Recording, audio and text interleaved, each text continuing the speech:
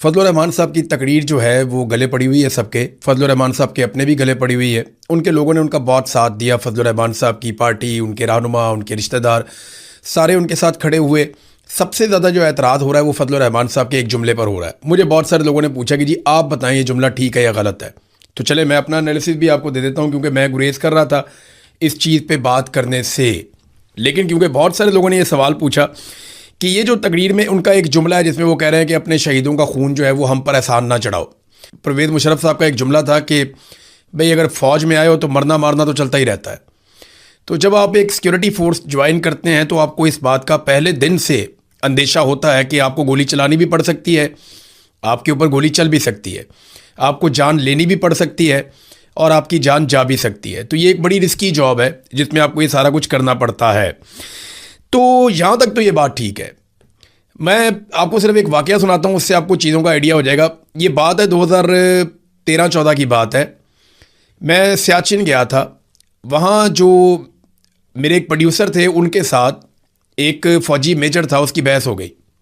और बहस इस बात पे हुई कि जनाब ये जो पहाड़ हैं पीछे जो इंडिया के कब्ज़े में हैं, इन पे पाकिस्तान का कब्ज़ा होना चाहिए था। तो इंडिया ने आपसे ये छीन लिए और आप आज तक वापस नहीं ले पाए। इस बात के ऊपर वो आपस में बहस कर रहे थे। तो वो मेजर साहब बहुत जज्बाती हो गए और उन्होंने जज्बाती होकर कहना शुरू कर दिया कि हम यहाँ पे जाने दे रहे हैं, हम यहाँ पे कुर्बानी दे रहे हैं और आप हमें बातें सुनाते हैं। उन्होंने कहा जी देखें, मैंने आपसे पूछा कि क्या हमारा कब्ज़ा यहाँ तक होना चाहिए था या इससे आगे भी ज़मीन हमारे पास होनी चाहिए थी। तो आप इसका जवाब देने की बजाय मेरे ऊपर अटैक कर रहे हैं। तो ये तो आप तस्लीम करें ना कि बहुत सारा एरिया जो सियाचिन का पाकिस्तान का था वो इंडिया ले गया। कम से कम यहाँ तक तो आप मान लें कि आपकी गफलत की वजह से बहुत सारा एरिया चला गया। फिर आगे बढ़ जाते हैं। तो वो मेजर साहब ने मेरी तरफ देख के एक सवाल पूछा कि आप बताएं इमरान साहब, कोई 30-40 हज़ार के लिए, 50 हज़ार के लिए कोई अपनी जान देता है? 40-50 हज़ार की नौकरी के लिए? तो मैंने उन्हें जो जवाब दिया वही जवाब मैं यहाँ पे आप सारों को दे देता हूँ। मैंने कहा जी हम जो आपको पैसे देते हैं ना वो आपके वक्त के लिए आपको हम देते हैं, कि जो आप सर्विसेज दे रहे हैं, आप जो नौकरी कर लें उसके लिए हम आपको पैसा देते हैं। जैसा हम डाकिये को देते हैं, जैसा हम टीचर को देते हैं, जैसा हम पुलिस वाले को देते हैं, जैसा हम बाकी सेक्रेटेरिएट में काम करने वाले मुलाजमीन को देते हैं, ऐसे हम आपको भी तनख्वाह देते हैं। जैसे बाकी इदारों में तनख्वाह मिलती है, आपके इदारे को भी तनख्वाह मिलती है। तो इसमें अलग चीज़ क्या है? सबकी अपनी अपनी अलग अलग ड्यूटी है। वो कहते हैं लेकिन आप बताएं कि कोई अपनी जान देता है इतने पैसों के लिए? तो मैंने कहा देखें, चाहे आपके इदारे का आदमी हो चाहे किसी भी इदारे का आदमी हो, जो भी अपनी जान देता है ना उसके बदले में हम उसे पैसे नहीं देते, उसके बदले में हम उसे इज्जत देते हैं, उसके बदले में हम उसे प्यार देते हैं। और यही एक कौम दे सकती है अपने शहीद को। तो फिर मेजर साहब के पास कोई जवाब नहीं था उसके बाद, और ना उनके पास पूछने के लिए कोई सवाल था। तो ये जो सिक्योरिटी फोर्सेज हैं ये तनख्वाह लेकर काम करती हैं, ये बात बिल्कुल ठीक है फजल रहमान साहब की, उन्होंने गलत बात नहीं की। लेकिन जब ये लोग शहीद हो जाते हैं तो कौम इसके बदले में उन्हें प्यार करती है, कौम इसके बदले में उनका एहतराम करती है।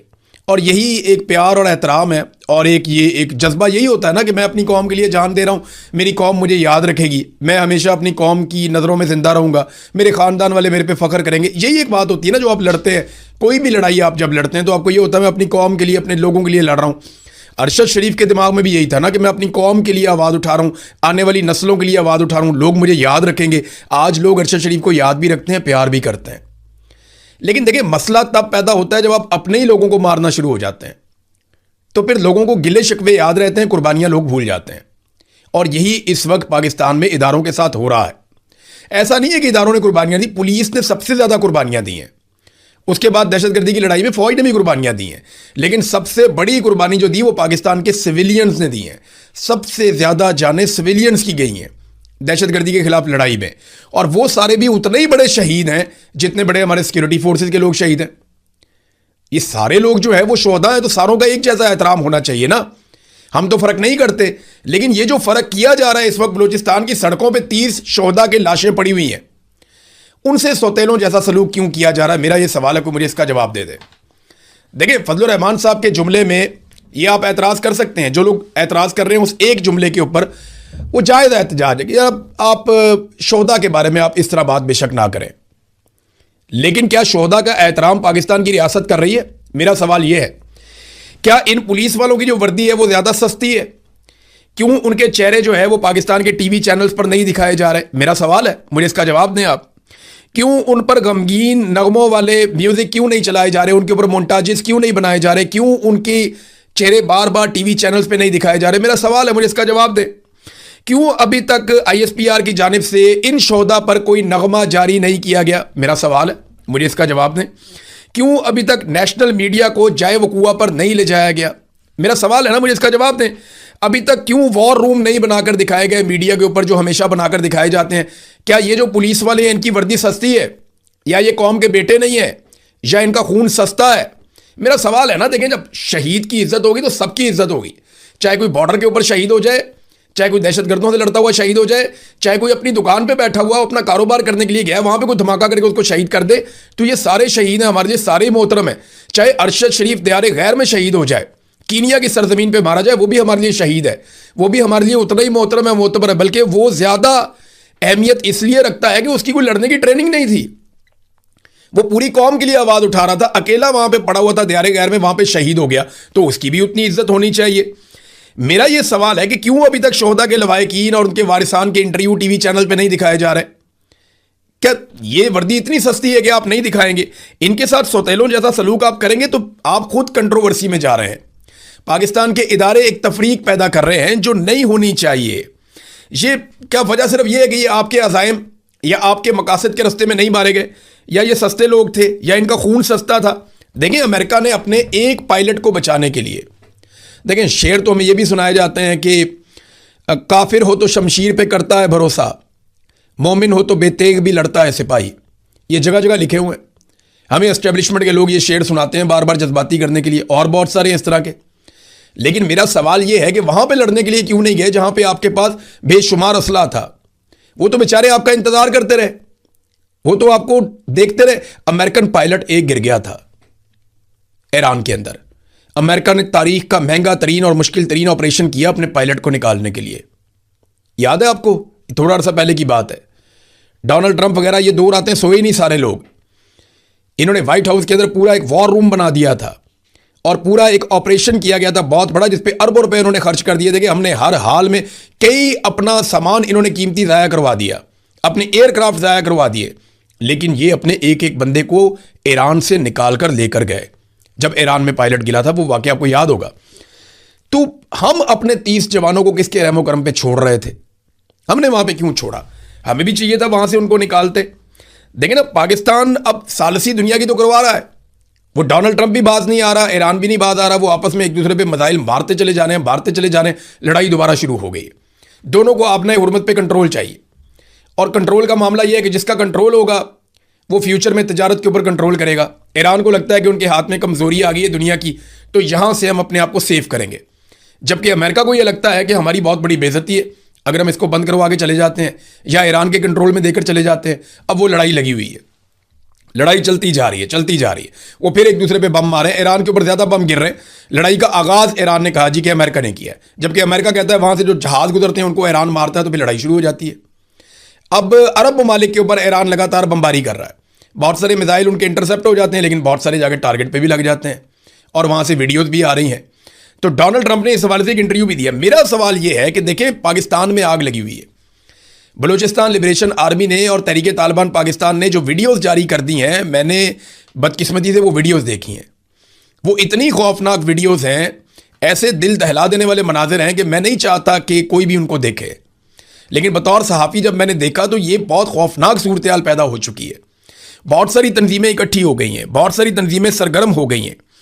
वहाँ पे आप अंदाज़ा करें कि इस वक्त जो सूरत हाल है, अफगान फोर्सेज है, दाइश है, TTP है, BLA है, और जराइम पेशा ग्रोह हैं, बहुत सारे स्मगलर्स हैं, और पता नहीं कौन कौन कहाँ से इकट्ठा होकर आ गया। और एक अजीबो गरीब अनारकी फैल गई है पूरे बलूचिस्तान में और खैबर पख्तूनख्वा के कबायली इलाकों में। इनको रोको जाके। दुनिया की सालसी आप छोड़ दें, कश्मीर के अंदर आपने आग लगाई हुई है, एक नफरत की आग वहाँ पे भड़क रही है। लोग बात सुनने को तैयार नहीं है हुकूमत की, और हुकूमत लोगों की बात नहीं सुन रही। वहाँ कत्लेआम हो चुका है 2 दफ़ा, और अब दोबारा से खदशा है कि दोबारा लड़ाई ना हो जाए। तो इन चीज़ों पे तवज्जो छोड़कर पाकिस्तान को बचाएं। इस वक्त पाकिस्तान में सालसी की और बातचीत करने की ज़रूरत है। देखें, इससे कुछ अफसरान को तो फ़ायदा हो जाएगा, कुछ लोग अपनी नौकरी या कुर्सी पक्की कर लेंगे, लेकिन इस खेल के बाद नुकसान पाकिस्तान का होगा और पाकिस्तान के इदारों का होगा। और हमें कीमत इसकी चुकानी पड़ेगी, आप जो मर्जी कर लें। जिस लेवल की ये लड़ाई आपके गले पड़ गई है ना, ये लड़ाई कौमी यकजहती के बगैर लड़ना मुमकिन ही नहीं है। इमरान खान को, मारंग बलोच को आपको बाहर निकालना पड़ेगा, सियासी कैदियों को बाहर निकालना पड़ेगा, उनके साथ बातचीत करनी पड़ेगी। कौमी लश्कर बनाने की बजाय आपको कौम की बात सुननी पड़ेगी। देखिए, कौमी लश्कर ये क्यों कहते हैं कि बनाना है, देखिए 3 उसकी बड़ी वजूहात हैं जिस वजह से ये कौमी लश्कर बनाना चाहते हैं। नंबर 1 वजह यह है कि अवामी सतह पर कोई भी ऑपरेशन होता है तो मुकम्मल तौर पे ताउन चाहिए। ताउन बिल्कुल नहीं है, अवामी हमायत बिल्कुल नहीं है किसी भी ऑपरेशन के साथ। और दूसरी उसकी वजह यह है कि वो डीमोरल हो जाती हैं फोर्सेस। तो ऑपरेशंस तो आप मोराल के साथ करते हैं, नारे लगाते हुए करते हैं, तो जब आप डीमोरल हो जाएंगे तो फिर आप ऑपरेशंस कैसे करेंगे। तीसरा उसका जो रीज़न है कि इंटेलिजेंस फेलियर हो रहा है। जब तक आपका लोकल आपके साथ नहीं होगा, मकामी आबादियां आपके साथ खड़ी नहीं होंगी, आपको इंटेलिजेंस नहीं मिलेगी, तो आपको ऑपरेशंस में कामयाबी नहीं मिलेगी। अब ये 3 बड़ी रीजंस हैं, लोग साथ नहीं खड़े हो रहे। देखिए, अगर लश्कर होगा तो अवामी तायद भी मिल जाएगी, मालूमात भी मिलेंगी और मोराल भी बेहतर हो जाएगा। अब ये लश्कर नहीं है तो ये भी नहीं हो रहा। अब लश्कर वालों के साथ प्रॉब्लम यह है कि वो जब भी लश्कर बना के लड़ते हैं, बाद में वो अकेले रह जाते हैं। जो लोग स्वात में, सिर्फ मैं आपको बता रहा हूं, लश्कर बनाकर लड़े थे, उनमें से दर्जनों की टारगेट किलिंग हुई है। और बहुत सारे सरदार जो फ्रंट पे लीड कर रहे थे और टीटीपी के साथ लड़ रहे थे, बाद में टीटीपी के साथ तो मामला तय कर लिया जनरल बाजवा ने। जनरल बाजवा ने आगे टीटीपी के साथ मामला तय कर लिए, और वो जो लोग लड़ते रहे वो बेचारे अपने घरों में से, देंगे ना, फौज तो एक इदारा है, उनके पास सिक्योरिटी है, उनके पास पूरा इंतज़ाम है, बख्तरबंद गाड़ियां हैं, बुलेट प्रूफ गाड़ियां हैं, जदीद वेपन्स हैं, टैंक्स हैं, हेलीकॉप्टर्स हैं, जेट्स हैं, हर चीज़ है उनके पास। बहुत बड़ी नफरी भी है, हर वक्त मुसल्लह अफराद साथ रहते हैं, उनके हथियारबंद लोग रहते हैं, वो हमेशा तैयार रहते हैं।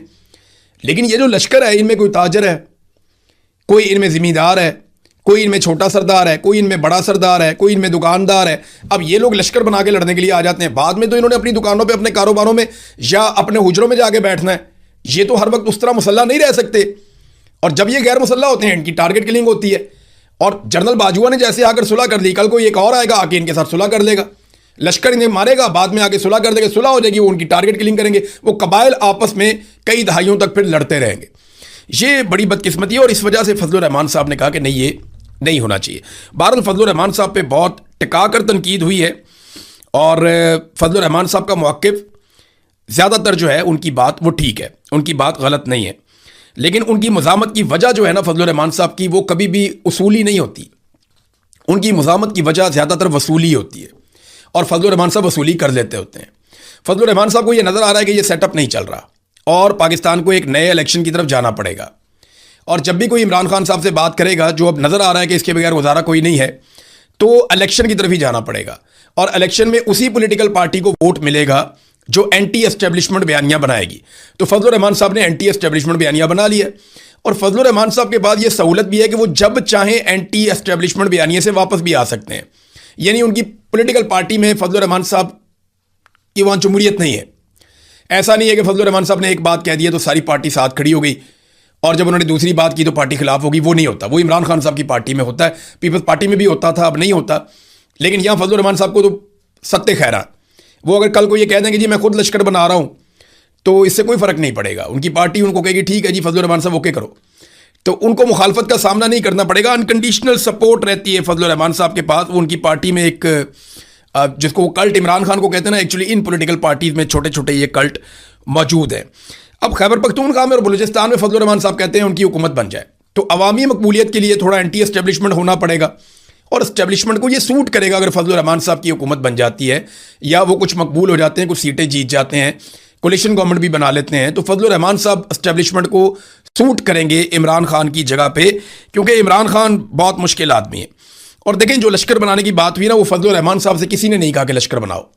फजलुर रहमान साहब की पार्टी के कुछ लोग हैं जो एस्टेब्लिशमेंट के बहुत करीब हैं पहले ही, उन लोगों को ये कहा गया है कि आप लोग लश्कर बनाएं। मैं उन लोगों के नाम भी जानता हूं जिनको कहा गया कि लश्कर बनाएं, और उन लोगों ने फजलुर रहमान साहब को ये बात बताई, और वो लश्कर बना भी लेंगे, क्योंकि उनकी ऐसी हैसियत है। इससे पहले ये वही लोग हैं जो आईनी तरमीम हो रही थी, उस वक्त भी फजलुर रहमान साहब से बागी हो रहे थे, तो ये लोग एस्टेब्लिशमेंट की ज़्यादा बात मानेंगे, फजलुर रहमान साहब की ये लोग बात नहीं मानेंगे। अच्छा, फजलुर रहमान साहब ने एक नया बयान भी जारी कर दिया है, और उस बयान में जो फजलुर रहमान साहब की बॉडी लैंग्वेज है ना, वो उसमें कुछ घबराहट नज़र आ रही थी। मैंने पहली दफ़ा देखा कि फजलुर रहमान साहब थोड़ा सा परेशान, उनके चेहरे पे परेशानी नज़र आ रही थी, क्योंकि बहुत तनकीद हुई फजलुर रहमान साहब पे। उनकी माजी में तारीफ़ें करने वाले लोगों ने भी तनकीदें की और इस्टेब्लिशमेंट ने अपने सारे कारतूस चला दिए फजलुर रहमान साहब के ऊपर। दूसरी तरफ जो फजलुर रहमान साहब खुद हैं वो अवामी सतह पर ट्रेंडिंग कर रहे हैं। अब उन्होंने ये फैसला करना है कि उन्होंने अवाम के साथ खड़े होना है या वापस एस्टेब्लिशमेंट के कैंप में जाना है। इस वक्त जो टॉप 5 ट्रेंड चल रहे हैं उनमें एक है मौलाना की ललकार, दूसरा चल रहा है प्रोपेगेंडा छोड़ो अमन दो, तीसरा चल रहा है लश्कर नहीं खुद लड़ो, चौथा चल रहा है कि नेशन स्टैंड विद मौलाना और पांचवा चल रहा है मौलाना कदम बढ़ाओ। तो ये इस किस्म के 5 ट्रेंड जो हैं वो टॉप पे मौलाना फजलुर रहमान के चल रहे हैं। तो इन्होंने बड़ी कोशिश भी की कि मौलाना फजलुर रहमान के ट्रेंड ख़त्म किए जाएं और इस सिलसिले में ऐसे बेवकूफ़ लोग भी हैं हुकूमत में जिन्होंने मार्केटिंग कंपनियों से रब्ता कर लिया। तो उन्होंने कहा जी हमारा इससे क्या ताल्लुक़ है, ये हम नहीं कर सकते, ये आप PTA से जाके बात करें या आप ट्विटर से बात करें या आप इसको और तरीके से देखें, हमारा इसमें कोई ताल्लुक़ नहीं है। तो फ्रस्ट्रेशन बहुत ज़्यादा बढ़ गई है कि फजलुर रहमान साहब को सोशल मीडिया पे कैसे नाकाम बनाया जाए। देखिए ये फजलुर रहमान साहब की अपनी पार्टी सोशल मीडिया पे इतनी तगड़ी नहीं है, तहरीक लब्बैक उनसे 10 गुना ज़्यादा तगड़ी थी सोशल मीडिया पे, और पाकिस्तान तहरीक इंसाफ नंबर 1 पार्टी है सोशल मीडिया पे आज भी। ये अवामी तायीद है जो फजलुर रहमान साहब को मिली है उनके मौक़िफ़ की वजह से। वो अपना मौक़िफ़ बदलेंगे, देखेंगे यही अवाम सारी की सारी फजलुर रहमान साहब के खिलाफ हो जाएगी, फिर फजलुर रहमान साहब अपना कोई ट्रेंड बना के चला के दिखा दें तो वो नहीं बना पाएंगे, ना वो चला पाएंगे, वो कर नहीं पाएंगे। इमरान खान साहब के बारे में देखें, इनको अगर अमन लेकर आना है ना तो जितने भी सियासी कैदी हैं उनको छोड़कर पाकिस्तान को एक नए इलेक्शन की तरफ लेकर जाना पड़ेगा और अवामी लश्कर बनाने की बजाय अवाम की बात सुननी पड़ेगी, अवाम को उनके हुकूक देने पड़ेंगे। फिर आप देखिएगा पाकिस्तान में आहिस्ता आहिस्ता अमन आ जाएगा और ये दहशतगर्द ये अकेले होते चले जाएंगे। अब इन दहशतगर्दों को सपोर्ट इसलिए मिल लेती है क्योंकि सिक्योरिटी फोर्सेस से लोग नाराज़ हैं, और वो नाराज़ इसलिए कि सिक्योरिटी फोर्सेस अपने ही लोगों पे गोली चला देती हैं। कश्मीर में आपने ये देख लिया, डी चौक में आपने ये देख लिया, मुरीदके में आपने ये देख लिया, 9 मई को आपने ये देख लिया। तो आप बार बार ये होता हुआ देख रहे हैं पाकिस्तान में, तो लोगों के अंदर अब रिजेंटमेंट पैदा हो गई है। इमरान खान जेल में किस स्टेट ऑफ माइंड में है इसको समझना बहुत ज़रूरी है। ऐसी सूरत हाल में आप इस आदमी को शिकस्त नहीं दे सकते, आपको इससे बात ही करनी पड़ेगी।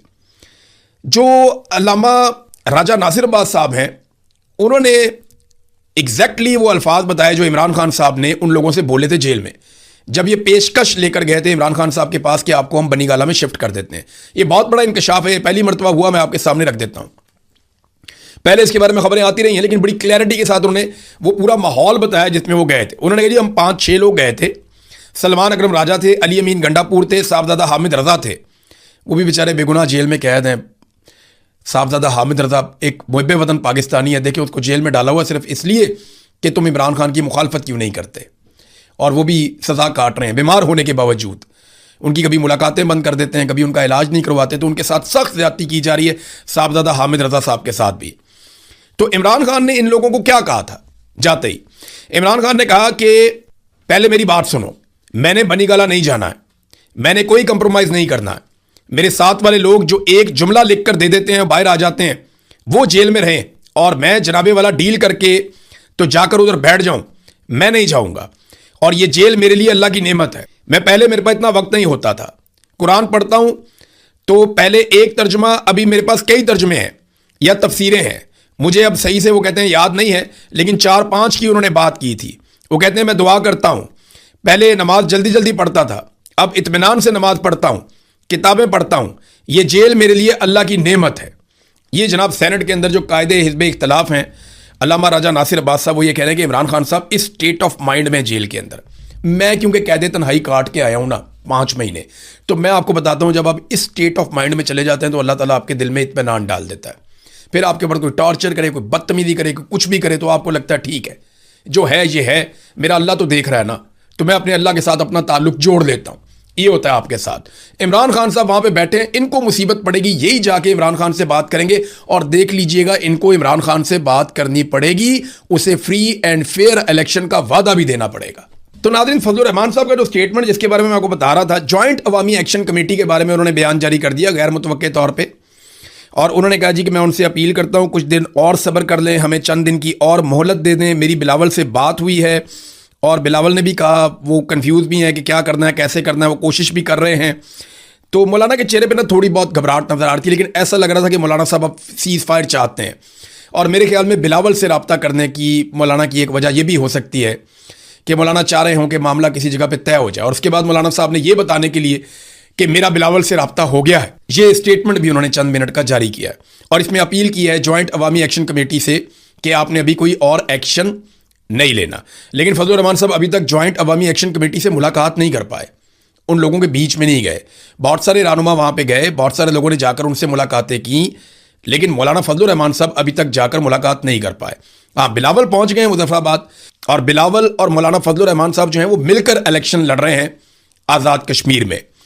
अगर एस्टेब्लिशमेंट बहुत ज़्यादा गुस्से में रही और मौलाना फजलुर रहमान साहब वाकई डट गए, तो फिर याद रखिएगा कि मौलाना फजलुर रहमान साहब को आज़ाद कश्मीर में पाकिस्तान पीपल्स पार्टी अकेला छोड़ेगी और वो जो एक अलाइंस बनाया गया है वो अलाइंस ख़त्म हो जाएगा।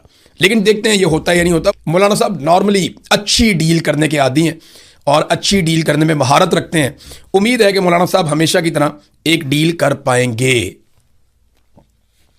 नाज़रीन, जाते जाते एक छोटी सी खबर आपको मैं देता हूं। सऊदी अरब ने एशियाई ममालिक को खरीदारी करने की सूरत में $11 फी बैरल तक का रिलीफ दिया है। ठीक ठाक रिलीफ है, $11 फी बैरल तक का रिलीफ दिया है पेट्रोल में सऊदी अरब ने। हमारा ज़्यादातर जो तेल है वो सऊदी अरब से आता है, लेकिन हराम है कि हुकूमत ने एक पैसे का भी रिलीफ पाकिस्तानियों को दिया हो।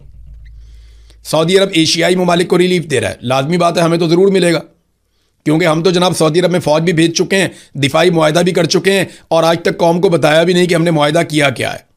लेकिन अच्छी बात है, रिलीफ तो सऊदी अरब ने ज़रूर दिया होगा, लेकिन पाकिस्तानी अवाम को टके का रिलीफ इन्होंने नहीं दिया, बल्कि उल्टा अवाम की इन्होंने जेबें काटी हैं। अब तक के लिए इतने, अपना ख्याल रखिएगा, अपने